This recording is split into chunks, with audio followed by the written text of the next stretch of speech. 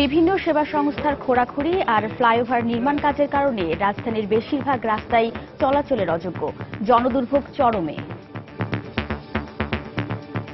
বাম সাইডে মনে করেন গর্ত, ডাইন সাইডে গর্তে, কিভাবে মানুষ চলবো? ঘন্টার পর ঘন্টা লেগে যেতেছে। মিরপুরের থেকে আসতে যতক্ষণ সময় না লাগে থেকে 3 গুণ সময় এখানে লাগে। ওয়াসা একবার কাজ করে, টেলিফোনের লাইনের জন্য এক কাজ, মানে এক জিনিস বারবার খোঁড়া হয়। সমন্বয়হীনতাই কারণ, শিকার সংশ্লিষ্টদের। সমন্বিত সেবা লাইন করার পরামর্শ। অনেকের কিন্তু ইউটিলিটি লাইন কোথায় কি আছে অনেকে ভালো করে জানেও। এদের মধ্যে সমন্বয়টা খুব দরকার। একটা স্বাধীন প্রতিষ্ঠান, পেশাদারী প্রতিষ্ঠান থাকতে হয়। দেখছিলেন সময়ের বিশেষ শিরোনাম। সন্ধ্যার সময়ের সঙ্গে আছি আমি ওয়াহিদা স্বপ্না এবং আমি পারমিতা হিম। এবার অন্যান্য শীর্ষ সংবাদ। যুগোপযোগী প্রাথমিক শিক্ষা দিয়ে বর্তমান প্রজন্মকে সঠিকভাবে গড়ে তোলার আহ্বান প্রধানমন্ত্রীর। জাতীয় শিক্ষা সপ্তাহের উদ্বোধন। সার্চ কমিটির সরকারেরই বর্ধিত অংশ, সন্দেহ আছে নিরপেক্ষতা নিয়ে, মন্তব্য বিএনপির। দলটির নেতাদের মধ্যেই মতপার্থক্য, বলছে আওয়ামী লীগ। কর্মশালায় জলবায়ু পরিবর্তনের প্রভাব মোকাবেলায় নেয়া প্রকল্পের মান নিয়ে প্রশ্ন, ক্ষোভে ফেটে পড়লেন অর্থমন্ত্রী। আপনি কোন সাহসে বলেন যে এখানে গুণগত মান খারাপ? So I refuse to accept this question. ট্রাম্পের অভিবাসন বিরোধী আদেশের ফলে বঙ্গবন্ধুর খুনি রাশেদ চৌধুরীকে ফিরিয়ে আনা সম্ভব, আশা বাংলাদেশের রাষ্ট্রদূতের। নতুন সরকারের সঙ্গে সম্পর্ক জোরদারের প্রত্যয়। এবং ব্রয়লার মুরগিতে নির্বিচারে ব্যবহার হচ্ছে অ্যান্টিবায়োটিক, স্টেরয়েড সহ মাত্রাতিরিক্ত ভিটামিন। হতে পারে ক্যান্সার সহ জটিল রোগ, নজরদারি বাড়ানোর পরামর্শ।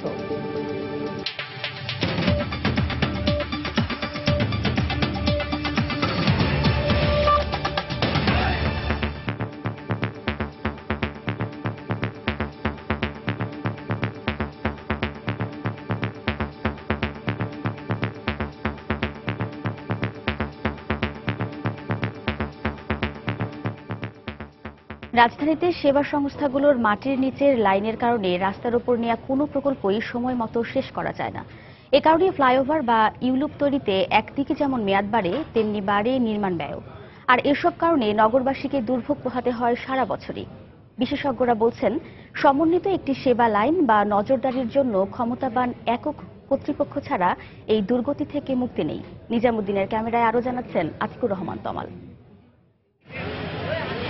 কোনো বড় গাড়ির ধাক্কায় নয়, রিকশা উল্টে গেছে পানির নিচে লুকিয়ে থাকা গর্তের কারণে। বৃদ্ধ সবজি ব্যবসায়ী শাহ আলমের রক্তারক্ত অবস্থা, তাকে স্থানীয় হাসপাতালে নিয়ে যাওয়া হয়। মগবাজার থেকে মৌচাকের দিকে যাবার রাস্তায় প্রতি ঘন্টায় এমন ঘটনা ঘটছে অন্তত একটি করে। এই এলাকায় ঘণ্টাখানেক দাঁড়ালেই টের পাওয়া যায় এমন কথার সত্যতা। রাতের বেলা বেশিরভাগ হয়, আলো থাকে না তো। বাম সাইডে মনে করেন গর্ত, ডাইন সাইডে গর্তে, এতটুকু জায়গা 4 ইঞ্চি নাই, কিভাবে মানুষ চলবো? একে তো ফ্লাইওভারের কাজ, তার উপর যুক্ত হয়েছে সেবা সংস্থার খোঁড়াখুড়ি। দুই মিলে মগবাজার মৌচাক সড়ক যেন ভয়াবহ এক আতঙ্কের নাম। ঘন্টার পর ঘন্টা লেগে যেতেছে। মিরপুরের থেকে আসতে যতক্ষণ সময় না লাগে থেকে 3 গুণ সময় এখানে লাগে। আমাদের আসলে অনেক কষ্ট, রিক্সায় তো চলাচলই করা যায় না। ইভেন এখানে কোনো রিক্সাও থাকে না যে আমি রিক্সা নিয়ে যাব, আর কেউ যেতেও চায় না। এক সাইডে কাজ হইতেছে, আরেক সাইডে ভাঙ্গাটা একটু পাথর পুতর দিয়ে ইটা বালি দিয়ে ঠিক করে দিলেও চলে, তাও করতেছে না। শুধু যে জনদুর্ভোগ তাই নয়, নিরাপত্তা বেষ্টনী ছাড়া এমনভাবে মগবাজার মৌচাক ফ্লাইওভারটি নির্মিত হচ্ছে, এতে যে কোনো সময় ঘটতে পারে বড় ধরনের দুর্ঘটনা। মেরুলবাড্ডায় রাস্তার এক পাশে ডেস্কো লাইন বসানো হচ্ছে। সেখানে অনেকদিন ধরেই হাতিঝিল সমন্বিত উন্নয়ন প্রকল্পের দ্বিতীয় ইউলুপটি তৈরির কাজ চলছে। তবে শুরুতেই মাটি খুঁড়তে গিয়ে বিধিবাম, ডেস্কো সহ বেশ কয়েকটি সেবা সংস্থার লাইন সরাতে হয়েছে মূল রাস্তার নিচ থেকে। তাই ধারণা করা যায়, বাড্ডার ইউলুপটির কাজ না চললে হয়তো ডেস্কোর নতুন লাইনটি রাস্তার মাঝখানে আগের জায়গাতেই বসত। মগবাজার মৌচাক ফ্লাইওভার ও বাড্ডার ইউলুপ দুটি ভিন্ন প্রকল্পের। দুই কর্তৃপক্ষই বলছেন কাজ শেষ হবে জুনের মধ্যে। তবে এমন কথায় ভরসা নেই সাধারণ মানুষের। এই ফ্লাইওভারের কাজ হচ্ছে 2014 সালে শেষ হওয়ার কথা, 2017 চলছে, 18 শেষ হবে কিনা তার কোনো ঠিক নেই। কেউ ফ্লাইওভার, ওভারপাস, অনেক ধরনের রাস্তা ভিত্তিক ব্যবহার প্রজেক্ট হবে, কিন্তু এদের মধ্যে সমন্বয়টা খুব দরকার। একটা স্বাধীন প্রতিষ্ঠান, পেশাদারী প্রতিষ্ঠান থাকতে হয়, যথেষ্ট পরিমাণ জনশক্তি দিয়ে। সেবা সংস্থাগুলোর কাজে সমন্বয় রাখার কথা ঢাকা পরিবহন সমন্বয় কর্তৃপক্ষ বা ডিটিসি এর। সংস্থাটির বর্তমান কর্তা ব্যক্তিরা এসব বিষয়ে কথা বলতে চান না। তবে সমন্বয়হীনতার কারণে জনদুর্ভোগের কথা স্বীকার করেছেন গত মাসে দায়িত্ব ছেড়ে যাওয়া ডিটিসি এর সাবেক নির্বাহী পরিচালক। বিভিন্ন ডিপার্টমেন্টের ফোকাল পয়েন্ট নিয়ে আমরা একটা কমিটির মাধ্যমে আমরা আইডেন্টিফাই করছি কোথায় কি ধরনের ইউটিলিটিস আছে। এক একটা ধরনের আছে এবং অনেকের কিন্তু ইউটিলিটি লাইন কোথায় কি আছে অনেকে ভালো করে জানেও না। সড়ক বিশেষজ্ঞদের পরামর্শ, রাস্তার মাঝে ডিভাইডারের কাছে যেন কোনোভাবেই সেবা সংস্থার লাইন না বসে। বিশেষজ্ঞরা বলছেন সেবা সংস্থাগুলো রাজধানীর ভেতর ইতিমধ্যেই অনেক ভুল করে ফেলেছে। তবে এমন ভুলের পুনরাবৃত্তি যেন না হয় নতুন গড়ে ওঠা পূর্বাঞ্চল বা উত্তরার মতো ছোট ছোট শহরগুলোতে। আর তা না হলে এমন দুর্ভোগের শেষ দেখবে না রাজধানীবাসী। আতিকুর রহমান তামাল, সময় সংবাদ, ঢাকা। শিক্ষার্থীদের প্রাথমিক স্তর থেকেই আত্মবিশ্বাসী করে গড়ে তুলতে মুক্তিযুদ্ধের সঠিক ইতিহাসের মাধ্যমে শিক্ষা দিতে শিক্ষক ও অভিভাবকদের প্রতি আহ্বান জানিয়েছেন প্রধানমন্ত্রী শেখ হাসিনা। তিনি বলেন, শিশু কিশোররা যাতে অপরাধ প্রবণতায় জড়িয়ে না পড়ে সেজন্য এগিয়ে আসতে হবে শিক্ষকদেরও। সকালে রাজধানীর ওসমানী স্মৃতি মিলনায়তনে জাতীয় প্রাথমিক শিক্ষা সপ্তাহের উদ্বোধনী অনুষ্ঠানে বক্তব্য রাখেন তিনি। এ সময় শিক্ষা প্রতিষ্ঠানগুলোতে মাল্টিমিডিয়া ক্লাসরুম স্থাপনে বিত্তবানদের আহ্বান জানান প্রধানমন্ত্রী। শিক্ষার আলো জ্বালবো, ডিজিটাল বাংলাদেশ গড়ব প্রতিপাদ্যে প্রতি বছরের মতো এবারও পালিত হচ্ছে জাতীয় প্রাথমিক শিক্ষা সপ্তাহ 2017। রোববার সকালে রাজধানীর ওসমানী স্মৃতি মিলনায়তনে এর উদ্বোধন করেন প্রধানমন্ত্রী শেখ হাসিনা। প্রাথমিক শিক্ষা সপ্তাহ 2017 শুভ উদ্বোধন ঘোষণা করছি। প্রাথমিক ও গণশিক্ষা মন্ত্রণালয় আয়োজিত শিক্ষা সপ্তাহের অনুষ্ঠানে দেশের প্রাথমিক শিক্ষার অগ্রগতি নিয়ে আলোচনা করেন সংশ্লিষ্ট মন্ত্রণালয়ের দায়িত্বপ্রাপ্ত ঊর্ধ্বতন কর্মকর্তাবৃন্দ। প্রধানমন্ত্রী শেখ হাসিনা বলেন, শিক্ষার্থীদের মুক্তিযুদ্ধের সঠিক ইতিহাস শিক্ষা দিতে এগিয়ে আসতে হবে শিক্ষক ও অভিভাবকদের। আমাদের মহান মুক্তির সংগ্রাম এবং মুক্তিযুদ্ধের ইতিহাস সবাইকে জানতে হবে। সঠিক ইতিহাস জেনে নিয়ে আমি মনে করি নিজেদের ভিতরে একটা আত্মবিশ্বাস জাগ্রত হবে। বিকৃত ইতিহাস যেন তারা না জানে, কারণ বিকৃত ইতিহাস বিকৃত চরিত্রই তৈরি করবে। শিশু কিশোরদের অপরাধ প্রবণতা থেকে তারা দূরে থাকে, সেদিকে বিশেষভাবে দৃষ্টি দেওয়ার জন্য সকলের প্রতি আমি আহ্বান জানাচ্ছি। দেশব্যাপী পর্যায়ক্রমে সব স্কুলে মাল্টিমিডিয়া ক্লাসরুম চালু করার উদ্যোগকে এগিয়ে নিতে সমাজের বিত্তবানদের প্রতিও সহায়তার আহ্বান জানান প্রধানমন্ত্রী। আমার যেমন সংসদ সদস্যরা আছেন বা বিত্তশালী মানুষ প্রচুর আছে, বিত্তশালী মানুষ, তাদেরকে আমি আহ্বান করব যে তার নিজের এলাকা বা জেলা বা গ্রামে সেখানে যত স্কুল আছে সেখানে তারা যদি একটা ল্যাপটপ আর একটা প্রজেক্টর উপহার দেন স্কুলগুলিতে, তাহলে অনেক সহজে আমাদের ছেলেমেয়েরা এই মাল্টিমিডিয়া ক্লাসরুম আমরা সরকারি পক্ষ থেকে দিচ্ছি, নিজেরা যেসব স্কুল কলেজে পড়ে আসছেন সেগুলিতেও তারা যদি এভাবে একটু অনুদান দেন তাহলে খুব সহজে হয়ে যায়। পরে বিভিন্ন ক্ষেত্রে কৃতিত্বের স্বাক্ষর রাখা 87 জন শিক্ষার্থী ও প্রাথমিক শিক্ষা সংশ্লিষ্ট 17 জন কর্মকর্তা কর্মচারীদের মধ্যে পদক বিতরণ করেন প্রধানমন্ত্রী শেখ হাসিনা। দেবাশিস রায়, সময় সংবাদ, ঢাকা। নির্বাচন কমিশন পুনর্গঠন ইস্যুতে সার্চ কমিটির উদ্যোগকে সাধুবাদ জানিয়েছেন সংলাপে আমন্ত্রিত বিশিষ্টজনরা। এই উদ্যোগে এ কমিটির মাধ্যমেই একটি গ্রহণযোগ্য কমিশন গঠন সম্ভব বলেও মনে করেন তারা।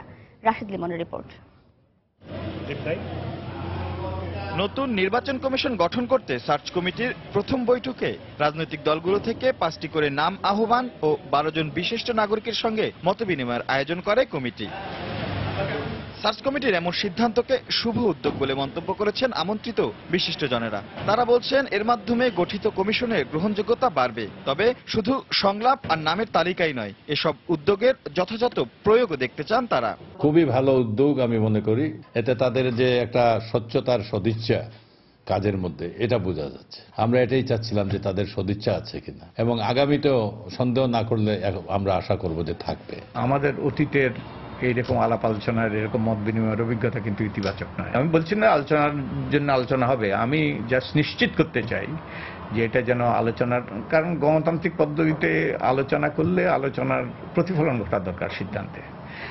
এটা যদি না হয় তাহলে এটা অর্থহীন হবে। আমন্ত্রিতরা বলছেন কোনো নাম প্রস্তাব নয়, গ্রহণযোগ্য কমিশন আর বাছাই প্রক্রিয়ার স্বচ্ছতা নিশ্চিতের বিষয়টি সংলাপে তুলে ধরবেন তারা। আমি শুধু বলতে পারি কি ধরনের লোককে আমরা প্রত্যাশা করি নির্বাচন কমিশনে?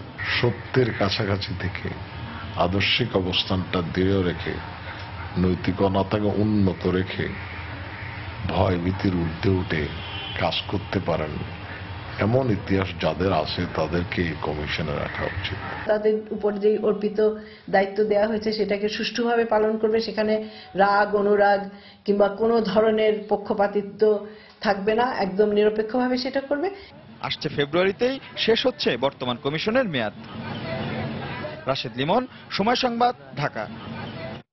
সার্চ কমিটিকে আওয়ামী লীগ সরকারের বর্ধিত অংশ বলে অভিহিত করে বিএনপির সিনিয়র যুগ্ম মহাসচিব রুহুল কবির রিজভী বলেছেন, এই কমিটি কতটা নিরপেক্ষভাবে কাজ করতে পারবে তা নিয়ে জনমনে সন্দেহ রয়েছে। সার্চ কমিটির কাছে নির্বাচন কমিশন গঠনের সম্ভাব্য নামের তালিকা দেয়া হবে কিনা তা রাতে দলের স্থায়ী কমিটির বৈঠকে চূড়ান্ত হবে বলেও জানান তিনি। দুপুরে নয়াপল্টনে দলের কেন্দ্রীয় কার্যালয়ের সংবাদ সম্মেলনে তিনি কথা বলেন। এই অনুসন্ধান কমিটি আওয়ামী শাসক গোষ্ঠীরই ছায়া সঙ্গী, বর্তমান ভোটারবিহীন সরকারের বর্ধিত প্রকাশ। এরা কতটুকু নিরপেক্ষভাবে নির্বাচন কমিশন গঠন করতে পারবে সে বিষয়ে জনমনে তীব্র সন্দেহ সৃষ্টি হওয়ার যথেষ্ট কারণ আছে। আজকে স্ট্যান্ডিং কমিটির মিটিং 9টার সময়, সেখানে নাম পাঠাবেন কি পাঠাবেন না বা কি সিদ্ধান্ত নেবেন এটা হাইয়েস্ট পলিসি মেকিং বডি, এটা একটা উচ্চ ক্ষমতা সম্পন্ন আমাদের দলের নীতি নির্ধারণী কমিটি, সুতরাং তারাই এ ব্যাপারে সিদ্ধান্ত নেবেন। অন্যদিকে সার্চ কমিটির সুপারিশে রাষ্ট্রপতি নির্বাচন কমিশন গঠনে যে সিদ্ধান্ত নেবেন আওয়ামী লীগ তা মেনে নেবে বলে জানিয়েছেন দলটির সাধারণ সম্পাদক ওবায়দুল কাদের। দুপুরে রংপুর জেলা স্কুল মাঠে বিভাগীয় কর্মী সমাবেশে তিনি কথা বলেন। এ সময় মন্ত্রী আরো বলেন, সার্চ কমিটি নিয়ে বিএনপিতে মতপার্থক্য থাকলেও আওয়ামী লীগ আশাবাদী। একজন হতাশ আর একজন আশাবাদী। তো আমরা সবসময়ই আশাবাদী, রাষ্ট্রপতির সিদ্ধান্তের প্রতি শ্রদ্ধাশীল। সার্চ কমিটি নির্বাচন কমিশনের জন্য যেই নাম সুপারিশ করবেন তার ভিত্তিতে মহামান্য রাষ্ট্রপতি প্রধান নির্বাচন কমিশনার সহ নির্বাচন কমিশন নিয়োগ দেবেন। আমরা আওয়ামী লীগ সেটা সর্বান্তকরণে আমরা মেনে নেব।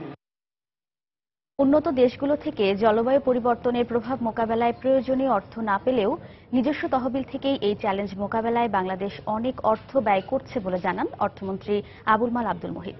রাজধানীর সোনারগাঁও হোটেলে জলবায়ু প্রভাব মোকাবেলায় অর্থায়ন শীর্ষক এক কর্মশালায় অর্থমন্ত্রী একথা বলেন।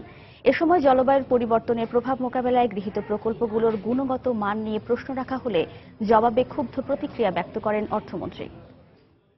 আপনি কোন সাহসে বলেন যে এখানে গুণগত মান খারাপ? So I refuse to accept this question and I question the what should I say, the intention of the questioner. I'm challenging you. You'll send me a piece of paper which I have torn into pieces because it is nonsense. Prithivi, one of the best performer in this area is Bangladesh. সন্ধ্যার সময় আরো থাকছে। বাংলাদেশের সম্প্রচার বন্ধ হচ্ছে না ভারতীয় 3টি টিভি চ্যানেলের। হাইকোর্টের রিট খারিজ, মনিটরিং বাড়ানোর নির্দেশ।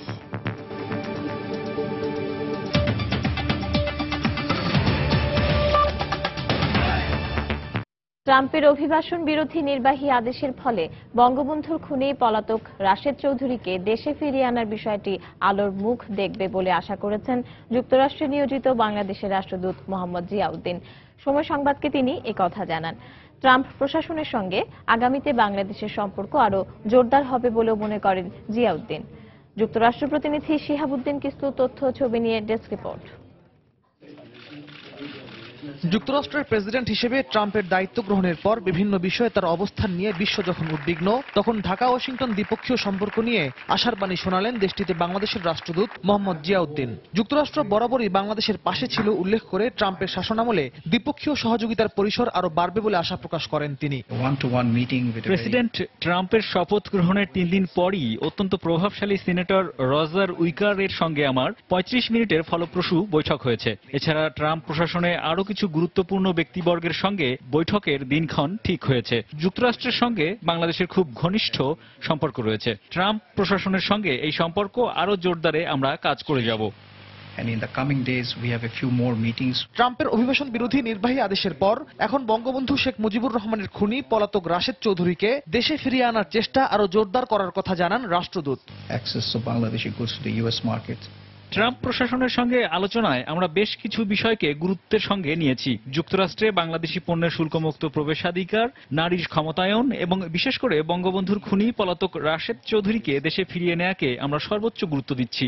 বাংলাদেশে ফেরত নিয়ে তার বিচার নিশ্চিত করতে আমাদের সর্বাত্মক প্রচেষ্টা অব্যাহত থাকবে।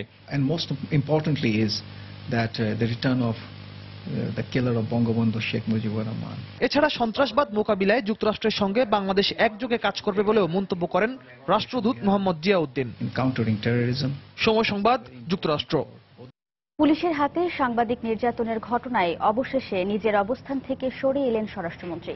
এবারের ঘটনার জন্য দুঃখ প্রকাশ করে তিনি বললেন, তদন্ত প্রতিবেদন অনুযায়ী দোষীদের বিরুদ্ধে ব্যবস্থা নেওয়া হবে।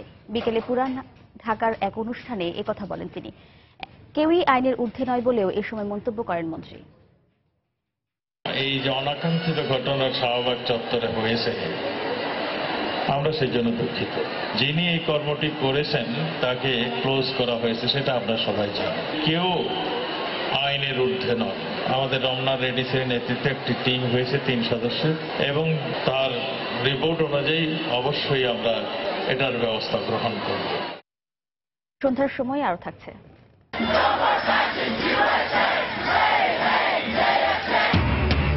যুক্তরাষ্ট্রের বিভিন্ন বিমানবন্দরে অভিবাসী আটকের ঘটনায় বিক্ষোভ। 7টি মুসলিম দেশের নাগরিকদের বিষয়ে ট্রাম্পের নির্বাহী আদেশের ওপর আদালতে স্থগিতাদেশ।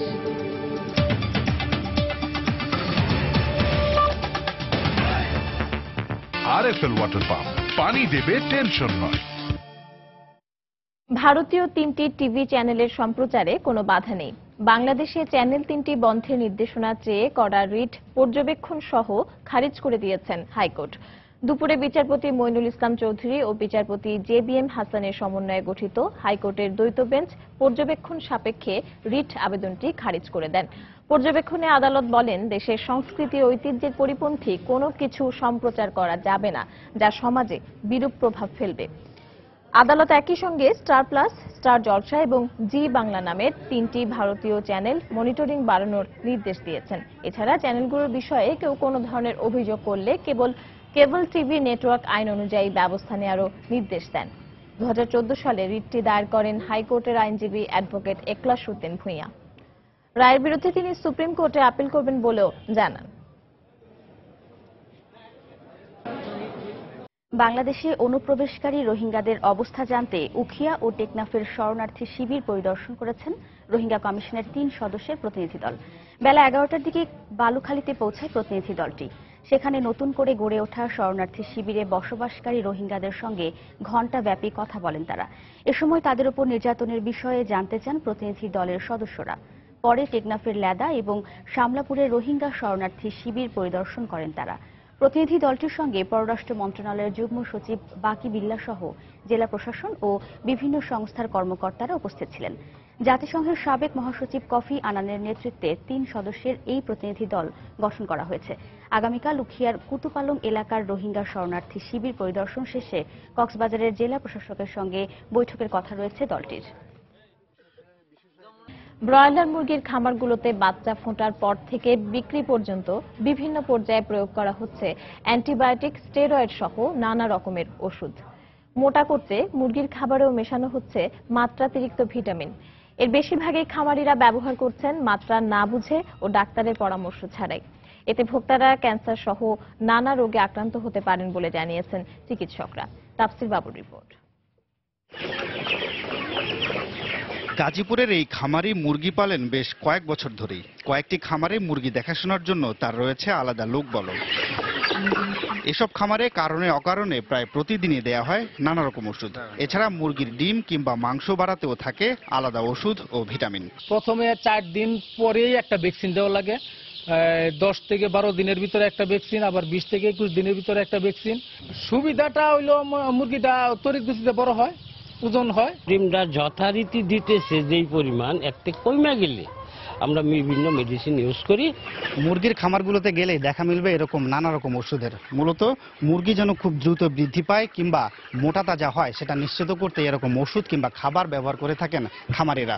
আর এসব ওষুধ কিংবা অ্যান্টিবায়োটিক আসলে মুরগির জন্য কতটা উপকারী কিংবা স্বাস্থ্যের জন্য কতটা ক্ষতিকর সে বিষয়ে স্বচ্ছ কোনো ধারণা নেই তাদের। আর এসব ওষুধ তারা প্রয়োগ করছেন একরকম চিকিৎসকের পরামর্শ ছাড়াই। ভিটামিনের বিভিন্ন নাম আছে, আমি অনেক নাম জানিও না, ওর কাছে বললো এরা দেয়, আমরা খাওয়াই, মুরগি ওজন হয়। এটা কি ক্ষতি হইব না খাইলে ইয়ে হইব? তো ব্রয়লার মুরগি এটা তো ক্ষতি হইব। এ তো গেল ওষুধ ও ভিটামিনের কথা। এর বাইরে মুরগির খাবারেও থাকে বিষাক্ত উপাদান। সাম্প্রতিককালে ঢাকা বিশ্ববিদ্যালয়ের রসায়ন বিভাগের এক পরীক্ষায় মুরগির খাবারে পাওয়া যায় ক্রোমিয়াম ও ক্যাডমিয়ামের মতো বিষাক্ত উপাদান। চিকিৎসকরা বলছেন মুরগিতে যদি ইচ্ছে মতো ওষুধ ও ভিটামিন প্রয়োগ করা হতে থাকে তাহলে তা ভয়াবহ স্বাস্থ্য ঝুঁকির কারণ হয়ে দাঁড়াবে নাগরিকদের। পোল্ট্রি ফার্মে সেই ওষুধগুলো যেমন সিপ্রোফ্লক্সাসিন এগুলো যদি আমরা ব্যবহার করি অপ্রয়োজনীয়ভাবে সেক্ষেত্রে কিন্তু লাং ক্যান্সার, ইন্টেস্টাইনাল ক্যান্সার, স্টোমাকের ক্যান্সার, ব্লাডার ক্যান্সার এগুলো হতে পারে। যদি অপ্রয়োজনীয় অ্যান্টিবায়োটিক ইউজ করা হয় সেক্ষেত্রে ওই ড্রাগটা মানুষের কিন্তু কাজ করবে না। এক্ষেত্রে ওষুধের যথেচ্ছ ব্যবহার নিয়ন্ত্রণে নজরদারি বাড়ানোর পরামর্শ তার। এটাকে যারা তদারকি করেন সংস্থা আছে তাদেরকে আরো অ্যাক্টিভ হওয়া দরকার। সারা দেশে প্রতিদিন মুরগির মাংসের চাহিদা 30 লাখ কেজিরও বেশি। এর মধ্যে প্রায় 20 লাখ কেজি মাংস আসে পোল্ট্রি মুরগি থেকে। তাফসির বাবু, সময় সংবাদ, ঢাকা। দেশের বাইরের খবর।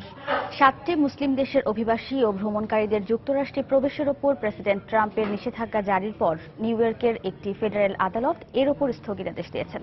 শনিবারের ওই আদেশে বলা হয় এ বিষয়ে রুলের নিষ্পত্তি না হওয়া পর্যন্ত ওই 7 দেশের মার্কিন ভিসাধারী অভিবাসী বা শরণার্থীকে দেশে ফেরত পাঠানো যাবে না। এর মধ্যেই মুসলিম দেশগুলোর অভিবাসীদের আটকে দেওয়ার প্রতিবাদে নিউ ইয়র্ক সহ যুক্তরাষ্ট্রের বিভিন্ন বিমানবন্দরের সামনে বিক্ষোভ হয়েছে। যুক্তরাষ্ট্রের প্রতিনিধি শিহাবুদ্দিন কিসলুর তথ্য ও ছবি নিয়ে ডেস্ক রিপোর্ট। শনিবার এভাবেই নিউ ইয়র্কের জন এফ কেনেডি বিমানবন্দর ঘিরে রাখে বিক্ষোভকারীরা। ট্রাম্পের নির্বাহী আদেশের পর ইরাক, ইরান সহ কয়েকটি মুসলিম দেশের অভিবাসীদের বিমানবন্দরে আটকে রাখার ঘটনায় এই বিক্ষোভ ছড়িয়ে পড়ে। এতে সংহতি জানিয়ে বক্তব্য রাখেন ডেমোক্র্যাট দলীয় কংগ্রেসম্যান নিদিয়া ভেলাস্কুয়েজ ও কংগ্রেসম্যান জেরল্ড ন্যাডলার। তারা ট্রাম্পের প্রতি 7 দেশের ভ্রমণকারীদের প্রবেশের বিষয়ে নির্বাহী আদেশ প্রত্যাহারের আহ্বান জানান। যাদের বৈধ ভিসা রয়েছে তাদের আটক করা কিংবা যুক্তরাষ্ট্রে প্রবেশে বাধা দেয়া সংবিধান বহির্ভূত আচরণ। হোমল্যান্ড সিকিউরিটি বিভাগের কাছে আমরা অনুরোধ জানাচ্ছি বিনা দোষে কাউকে যেন আটকে দেয়া না হয়। বিভিন্ন দেশের অভিবাসীদের পাশাপাশি প্রবাসী বাংলাদেশিরাও বিক্ষোভে অংশ নেন। আটক ব্যক্তিদের মুক্তি দেওয়ার আগ পর্যন্ত এই আন্দোলন চালিয়ে যাওয়ার ঘোষণা দেন বিক্ষোভকারীরা। আমরা মুসলিম ব্যানের বিরুদ্ধে এবং আমরা এখান থেকে দেখাতে চাচ্ছি যে নিউ ইয়র্ক সিটিতে, আমরা নিউ ইয়র্ক শহরে এটা ট্রাম্পের এক্সিকিউটিভ অর্ডার আমরা মানব না। তো আমরা তো সবাই এই দেশে ইমিগ্রেন্ট হিসেবে আসছি, উনি যেটা করতেছেন ট্রাম্প এটা তো ঠিক না, এটা তো অত্যাচার। I think pretty much every American is a refugee or their grandparents or their parents or their great-grandparents because we're a country of immigrants. এ অবস্থায় শনিবার নিউ ইয়র্কের একটি ফেডারেল আদালত অভিবাসীদের বিষয়ে ট্রাম্পের নির্বাহী আদেশের উপর স্থগিতাদেশ দেন। আদালতের সিদ্ধান্তে বলা হয় যারা ভ্রমণ পথে রয়েছেন, যেসব শরণার্থীর আবেদন এরই মধ্যে গৃহীত হয়েছে এবং যারা বৈধ ভিসার অধিকারী তাদেরকে যুক্তরাষ্ট্রে প্রবেশাধিকার দিতে হবে। রিয়াদুল ইসলাম, সময় সংবাদ।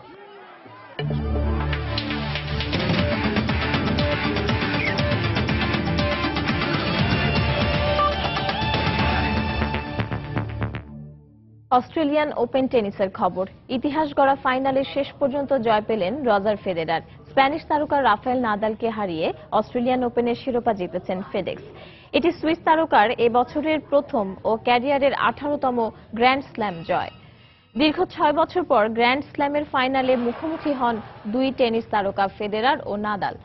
প্রথম সেটে 6-4 গেমে জয় পান ফেদেরার, কিন্তু দারুণভাবে ঘুরে দাঁড়িয়ে দ্বিতীয় সেট 6-3 গেমে জিতে নেন নাদাল।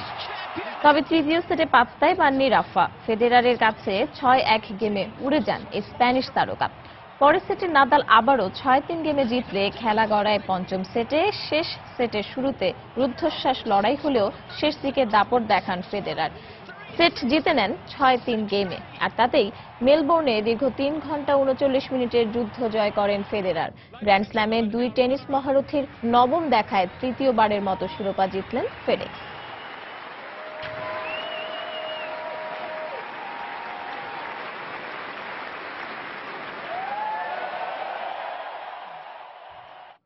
সন্ধ্যার সময় এ পর্যায়ে শীর্ষ সংবাদ জানিয়ে দিচ্ছি আরেকবার। যুগোপযোগী প্রাথমিক শিক্ষা দিয়ে বর্তমান প্রজন্মকে সঠিকভাবে গড়ে তোলার আহ্বান প্রধানমন্ত্রীর। জাতীয় শিক্ষা সপ্তাহের উদ্বোধন। সার্চ কমিটির সরকারেরই বর্ধিত অংশ, সন্দেহ আছে নিরপেক্ষতা নিয়ে, মন্তব্য বিএনপির। দলটির নেতাদের মধ্যেই মতপার্থক্য, বলছে আওয়ামী লীগ। কর্মশালায় জলবায়ু পরিবর্তনের প্রভাব মোকাবেলায় নেয়া প্রকল্পের মান নিয়ে প্রশ্ন, ক্ষোভে ফেটে পড়লেন অর্থমন্ত্রী। আপনি কোন সাহসে বলেন যে এখানে গুণগত মান খারাপ? So I refuse to accept this question. পুলিশের হাতে সাংবাদিক নির্যাতনের ঘটনায় নিজের অবস্থান থেকে সরে এলেন স্বরাষ্ট্রমন্ত্রী। দুঃখ প্রকাশ করে দোষীদের শিগগিরই আইনের আওতায় আনার প্রতিশ্রুতি। এবং ট্রাম্পের অভিবাসন বিরোধী আদেশের ফলে বঙ্গবন্ধুর খুনি রাশেদ চৌধুরীকে ফিরিয়ে আনা সম্ভব, আশা বাংলাদেশের রাষ্ট্রদূতের। নতুন সরকারের সঙ্গে সম্পর্ক জোরদারের প্রত্যয়। এই ছিল সন্ধ্যার সময়। যে কোনো খবর পেতে ভিজিট করুন সময়নিউজ.tv আর সঙ্গেই থাকুন সময়ের।